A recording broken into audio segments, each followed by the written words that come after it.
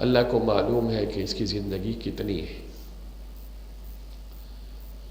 لیکن ہمیں اپنی صحت کے حوالے سے، تندرستی کے حوالے سے جو رہنما اصول بیان کیے گئے ہیں، ہمیں ان کی پاسداری کرنی چاہیے۔ اس میں غذا کا بڑا دخل ہے۔ آدمی غذا وہ کھائے جو اس کا معدہ قبول کرے۔ ہر ایک کا معدہ الگ الگ ہے۔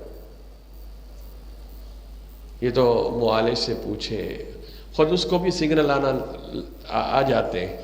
جو معدے کے خلاف کوئی چیز کھا لے نا تو پتہ چل جاتا ہے کہ بھائی میرا معدہ اس کو قبول نہیں کرتا۔ تو گاڑی کی ٹینکی اگر جس آئل کو، جس پٹرول کو قبول نہیں کر رہی، وہ پٹرول اگر اس میں بار بار ڈالیں گے تو کیا ہوگا حال؟ انجن کا کیا حال ہوگا؟ گاڑی کا کیا حال؟ ستیہ ناش ہو جائے گا۔ اگر ہمارا معدہ ایک کھانے کو قبول نہیں کر رہا لیکن اس میں زبان کا چٹخارا ہے، زبان کی لذت ہے، بہترین مثالے دار، لیکن بھائی ایک 2 منٹ کے لیے زبان کی لذت کے لیے معدے جیسی چیز کو تباہ و برباد کرنا، یہ کہاں کی عقل مندی ہے؟ تو ایک تو اگر آدمی ان اصولوں کا خیال رکھے اپنی صحت کا، پھر میں آپ کو اصل ایک اور گر کی بات بتاتا ہوں، بہت کم لوگ بتاتے ہوں گے یہ، کہ ہم اپنی زندگی مسنون طریقے سے گزاریں، سنت طریقے سے۔ یقین مانیے بہت سی بیماریوں سے بچ جائیں گے۔ اب ہمارے ذہن میں یہ بات آئے گی یہ سنت والی زندگی کا طب سے کیا تعلق، صحت سے کیا، تندرستی سے؟ یہ مولوی صاحبان یہ کون سے ڈاکٹر بننے لگ گئے؟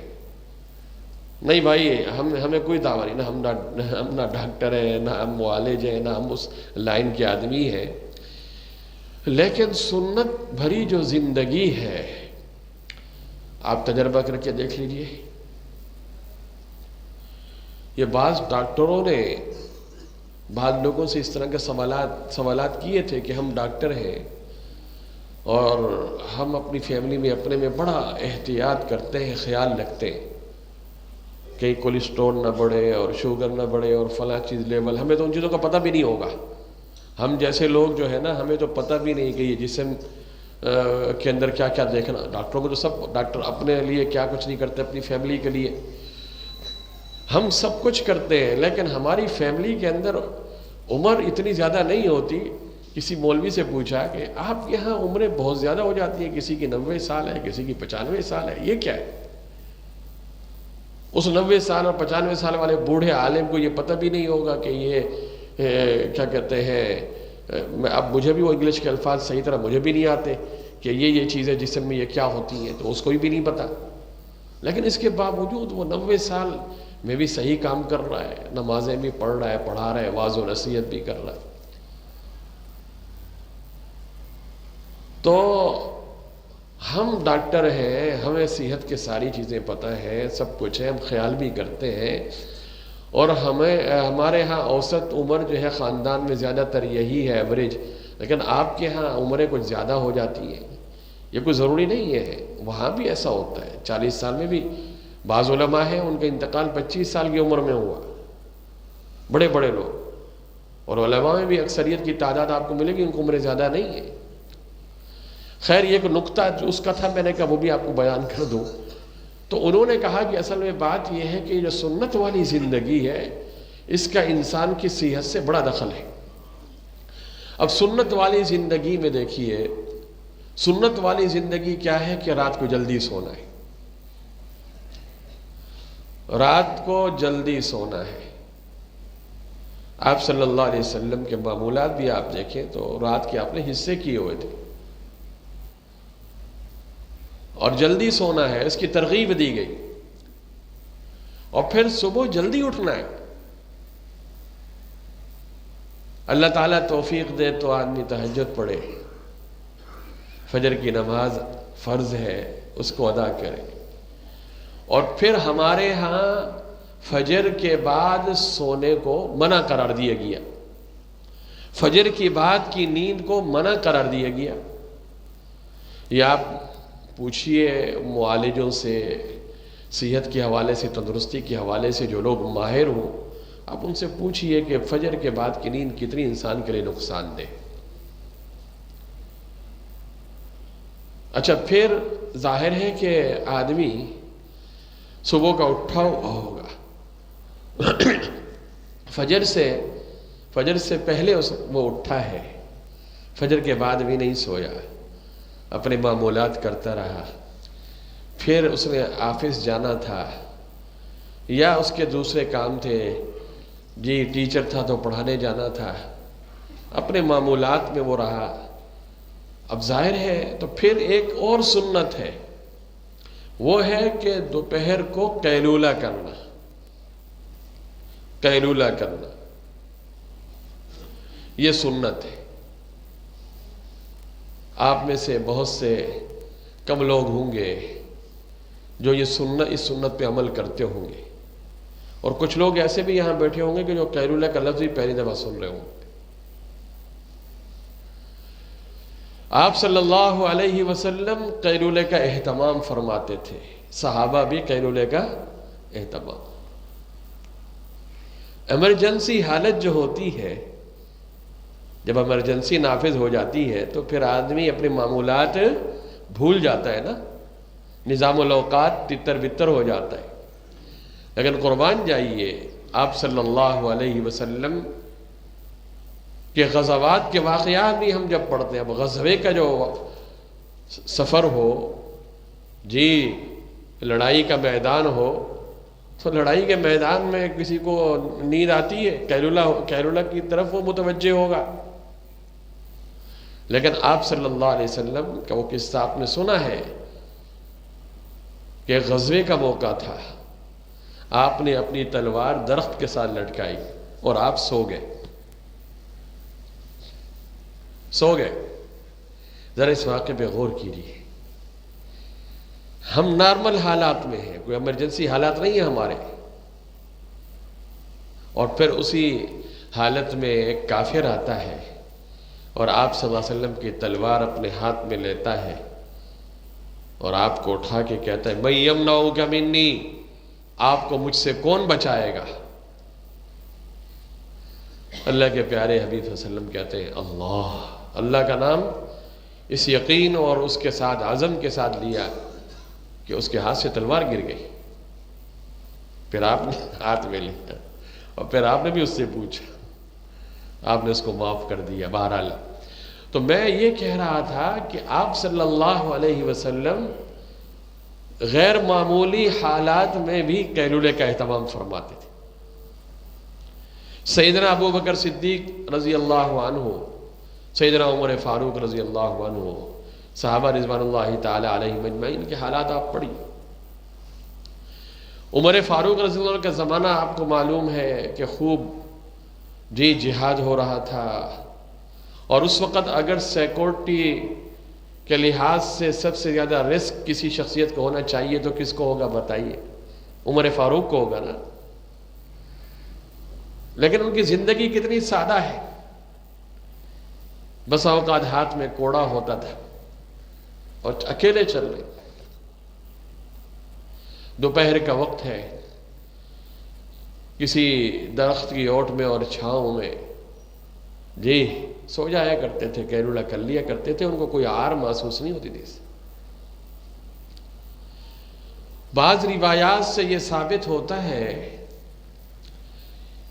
کہ دوپہر کے قیلولے سے تم لوگ قیام اللیل پر طاقت حاصل کرو۔ مطلب اس کا کیا ہے؟ اس کا مطلب یہ ہے کہ جب آدمی دوپہر کو قیلولہ کرے گا تو پھر شام کا وقت اچھا گزرے گا، اس کا تھکا تھکا نہیں ہوگا، مغرب اور عشاء کے بعد بھی بھرپور اس سے فائدہ اٹھائے گا، پھر جب سونے کا وقت آئے گا تو آرام سے سکون سے سوئے گا، اور صبح فجر سے پہلے قیام اللیل کا موقع بھی اس کو ملے گا۔ آپ تجربہ کر کے دیکھ لیں۔ جو حضرات اس پر عمل کرتے ہیں ان کی زندگی بڑی سکون والی ہو گئی دنیا کے اندر۔ اب بعض ساتھی یہ کہتے ہیں کہ ہم تو قیلولے کے وقت دکان پر ہوتے ہیں، ہم کیسے قیلولہ کریں؟ قیلولہ کا مطلب یہ نہیں ہوتا کہ بھرپور بستر ہو اور جس طرح ہم سوتے ہیں اور پھر ماشاءاللہ سبحان اللہ پھر بعضوں کے خراٹے بھی ہوتے ہیں، اور وہ نیند مراد نہیں ہے۔ قیلولہ کا مطلب ہرگز یہ نہیں ہے۔ خیر خراٹے تو ایک بیماری ہے، یہ تو ایک بیماری ہے، یہ تو اس کا تو علاج کرانا چاہیے۔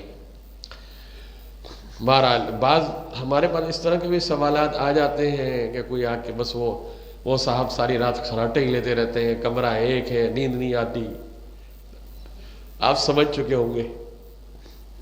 تو خیر ان چیزوں کا علاج آدمی کرائے، کسی کو تکلیف دینا، کسی کو دکھ پہنچانا یہ صحیح نہیں۔ قیلولے کا مطلب یہی ہے کہ بس آدمی سستا لے، دوپہر کا کھانا کھایا، اس کے بعد 20-25 منٹ کے لیے تھوڑا سا یعنی کیا کہتے ہیں اپنے آپ کو سستا لے۔ اور وہ کرنے والوں نے اس سنت کو زندہ کرنے کے لیے انہوں نے اپنے آفسوں میں بھی ترتیب بنا لی۔ بھائی آدمی اپنے ضروری کام کے لیے باتھ روم کی نیت سے، دوسرے کاموں سے کیا کبھی 20-25 منٹ یا آدھا گھنٹہ ادھر نہیں ہو جاتا؟ ہوتا ہے نا۔ تو ایک سنت کو زندہ کرنے کے لیے کہیں کونے میں جا کے، اچھا اس کا فائدہ کیا ہوگا؟ اس کا فائدہ یہ ہوگا کہ پھر بعد میں جب وہ اٹھے گا تازہ دم۔ اچھا بعض ساتھیوں کے ذہن میں میری اس بات میں یہ بات آ رہی ہوگی کہ ہم تو جاتے ہی دکان پر 12 بجے ہیں یا 1 بجے، ہم اٹھتے ہی بستر سے کب ہے؟ جی 12 بجے ہم اٹھتے ہیں، تو کیا جیسے دکان پہ پہنچے وہ قیلولہ کریں؟ یہ ان کے لیے نہیں ہے بھائی، انہوں نے تو پہلے سے اپنا سارا سسٹم تباہ و برباد کر کے رکھ دیا، پورا آدھا دن ضائع کر دیا۔ ترقی یافتہ قومیں ایسی نہیں ہوتی۔ یہ ان لوگوں کے لیے میں کہہ رہا ہوں جو صبح اٹھتے ہیں، جلدی اٹھنے والے، پھر فجر کے بعد سوتے نہیں ہیں، یہ ان کے لیے ہے، یہ ان لوگوں کے لیے نہیں ہے جو اٹھتے ہی 12 بجے۔ یہ تو نحوست ہے کہ بس سوتے رہو اور 12 بجے اٹھے۔ دیکھیے اس سے دینی اعتبار سے بھی بہت نقصان ہے، اور دنیاوی اعتبار سے بھی بہت نقصان ہے، معیشت کا بھی بہت نقصان ہے۔ آج مسلمان بہت سست ہو گئے، کاہل ہو گئے۔ دنیاوی اعتبار سے آج ہم کسی بھی ملک سے آگے کیوں نہیں ہو رہے؟ آپ ذرا بعض لوگ سفر کرتے ہیں، چائنا جاتے ہیں، دیگر ترقی یافتہ ملکوں میں جاتے ہیں، حالانکہ وہ مسلمان نہیں ہیں، غیر مسلم ہیں، اور ان کے معمولات دیکھتے ہیں اور ان کے معاملات دیکھتے ہیں کہ وہ کس طرح ڈیل کرتے ہیں، ان کے معاملات کیا ہیں کیا نہیں ہے۔ عقل دنگ رہ جاتی ہے کہ یہ کیسے لوگ ہیں، کلمہ پڑھنے والے تو ہم ہیں، اور یہ اصول اور ضابطے تو ہمیں ہمارے نبی نے بتائے، اور ہمارے ملک کے اندر اور ہماری بازار کا تاجر اس نے شریعت کے ان احکامات کو پس پش ڈالا ہے، اور اس کافر نے وہ اسلامی اصول زندہ کیے ہوئے ہیں۔ آج اس کا کاروبار پوری دنیا میں چمک رہا ہے اور دمک رہا ہے۔ یہ کتنا بڑا المیہ ہے، افسوسناک۔ میں نے آپ کو پہلے یہ واقعہ سنایا تھا کہ بر صغیر میں جب گورا آیا تھا، انگریز آیا تھا، تاجر کے بھیس میں آیا تھا، ایسٹ انڈیا کمپنی۔ آج ہم اپنی نوجوان نسل کو تاریخ نہیں پڑھاتے، تاریخ پڑھانی چاہیے۔ لوگ لندن بھی جاتے ہیں سیر و سپاٹے کے لیے، اگر اللہ کبھی لندن لے جائے تو عبرت کی نیت سے جائیں اور وہاں کے میوزیم اور عجائب گھر دیکھیں۔ برٹش میوزیم میں جائیں، انڈیا آفس لندن لائبریری میں جائیں، مختلف جگہوں پہ آپ کو وہاں پتہ چلے گا، بولیں گے کہ سارا ہندوستان اور پاکستان کا خزانہ تو یہاں پڑا ہوا ہے۔ صرف اس ملک کا نہیں، آپ صرف اپنے اس ملک کا دیکھ لیجئے، چھوڑیے دوسروں کا، وہاں تو پتہ نہیں کتنے کتنے ممالک کی چیزیں وہاں پڑی ہوئی، قیمتی ہیرے کیا اور قیمتی جواہرات، نوادرات۔ شاعر مشرق اقبال مرحوم نے بھی تو جب وہاں وہ تو رہے بھی، پڑھتے بھی رہے، تو جب یہاں کی چیزیں وہاں دیکھتے تو کہتے تھے کہ ان کو دیکھ کر دل ہوتا ہے سپارہ۔ ایک درد مند دل رکھنے والا جب غیروں کے علاقے میں جا کے اپنے علاقے کی چیزوں کو دیکھتا ہے، یہ تو ظاہر ہے کہ زبان کے تو تیز تعویل کریں گے نا، ہم تو حفاظت کے طور پہ لے کر گئے تھے، ہاں وہ تو تھوڑی مانیں گے ہم نے چوری کی ہے، یا وہ کہیں گے ہم نے خریدا تھا، ہم نے آپ کے فلاں سے، وہ کس سے خریدا تھا؟ جیسے آپ نے سنا ہے نا، بعض لوگ صبح آ کے کہتے ہیں کہ بھائی یہ جو چیز ہے نا مجھے ہاں ہوتی 5 روپے کی ہے، یہ مجھے 20 روپے کی پڑی ہے، یہ مجھے نہیں، یہ اس کی قیمت 20 روپے لگ گئی ہے، اب آپ کی مرضی ہے 5 روپے کی، اور 20 روپے اس کی قیمت لگ گئی ہے، آپ کی مرضی ہے، اور اگر وہ 10 روپے کی بھی لے جائے تو کہتا ہے کہ یار اس نے میرے اوپر بڑا احسان کیا کہ 20 روپے والے گاہک کو اس نے کیا کر دیا، جی 20 روپے والے گاہک کو، حالانکہ اس میں اس کا زیادہ فائدہ تھا، 20 روپے کی چیز تو نہیں بیچی اور 10 روپے کا نقصان کر کے یہ میرا بڑا خیر خواہ ہے یہ تاجر، حالانکہ اس کو یہ پتہ نہیں کہ یہ 20 روپے یہ گھر میں رات کو بیوی کے ساتھ اس نے طے کیا تھا۔ تو یہ انگریز جو ہے یہ ہمارا سارا خزانہ اس طرح لوٹ کے لے گیا۔ لیکن جب وہ یہاں بر صغیر میں آیا، لکھنے والوں نے لکھا ہے تاریخ میں یہ بات کہ وہ بڑا محنتی تھا، وہ جفا کش تھا، وقت کا پابند تھا، نظام الاوقات کا پابند تھا۔ قومیں ایسے ترقی نہیں کرتی، نظام الاوقات کی پابندی، وقت کی پابندی، اپنے کاروبار میں زبان کا پکا ہونا، وعدے کا پکا ہونا، یہ انسان کو کہیں سے کہیں لے جاتا ہے۔ چنانچہ یہ صبح صبح جلدی یہ انگریز اٹھ جایا کرتا تھا، آفس کھلے ہوئے ہیں، کام ہو رہا ہے، کاروبار ترقی کر رہا ہے، اور اس وقت کا جو نقشہ ہے ہندوستان کا وہ بھی آپ تاریخ میں اٹھا کے دیکھیے کتنا بڑا اور بڑا ہندوستان تھا، اس کو سونے کی چڑیا کہا جاتا تھا، خزانوں کی ریل پیل تھی، یہاں ایک نہیں کئی ریاستیں ایسی تھیں جو بہت مالدار، حیدرآباد دکن کی ریاست کی تاریخ پڑھیے، ریاست بہاولپور کی تاریخ پڑھیے، اور کتنی ریاستیں تھیں یہاں بہت مالدار۔ وہ کہاں گیا وہ سارا خزانہ؟ وہ عیش و عشرت جو بر صغیر والوں کو نصیب تھی کہاں؟ محنت کرتا تھا، محنتی تھا، محنتی۔ چنانچہ لکھنے والوں نے لکھا ہے کہ اس کا جب دوپہر کو لنچ کا وقت ہوتا تھا، دفتروں میں ہوتا ہے نا لنچ کا وقت، اب بھی ہوتا ہے آفس میں، مثلا صبح 8 بجے ملازم پہنچ گیا اور شام کو مثال کے طور پہ 6 بجے تک آفس کا وقت ہے، تو دوپہر کو 1 بجے سے لے کے 2 بجے تک، ہر ایک کے ہاں الگ الگ حساب ہوتا ہے، کسی کے ہاں کیا، تو 1 آدھ گھنٹے کا ان کا کھانے کا وقفہ ہوتا ہے جس میں وہ کھانا بھی کھا لیں اور تھوڑا سستا لیں۔ دیکھیں تھوڑا سستا لیں، یہ ان میں بھی تھا، یہ کر لیں اور پھر اس کے بعد کام شروع کریں۔ اب جب یہ انگریز جو غیر مسلم ہے، اس کے جب وقفے کا وقت ہوتا تھا لنچ کے، اسی وقت ہمارے اس بر صغیر کے بادشاہوں کے جو محلات تھے نا مغلیہ سلطنت کے، اس وقت ان کے اٹھنے کا وقت ہوتا تھا، شہزادے اب اٹھ رہے ہیں، ہاں، اور ان کو کیا کہتے ہیں، ان کی کنیزیں اور فلاں فلاں، کسی شہزادے کو، نواب زادے کو، کسی اس کو، ہاں کوئی کنید اور کوئی عورت ہاتھ دھلا رہی ہے کسی کو کیا، اور اس وقت اس کے بعد وہ ناشتہ ہے، گویا کہ یوں سمجھیے کہ ملک کے حکمرانوں کے جو ناشتے کا وقت تھا وہ باہر سے آنے والا جس نے بعد میں قبضہ کیا اس بر صغیر پہ، اس کے لنچ کا وقت تھا، وہ کتنا کام کر چکا ہوتا تھا۔ تو پھر ایسی قوموں پہ اللہ کی طرف سے یہی تو آئے گا نا، کیا اور کیا ہوگا پھر، ملکوں کے ملک جو ہم سے چھین لیے گئے، جب اوپر آپ کے نااہل ہوں، جب ان کو خود قدر نہ ہو۔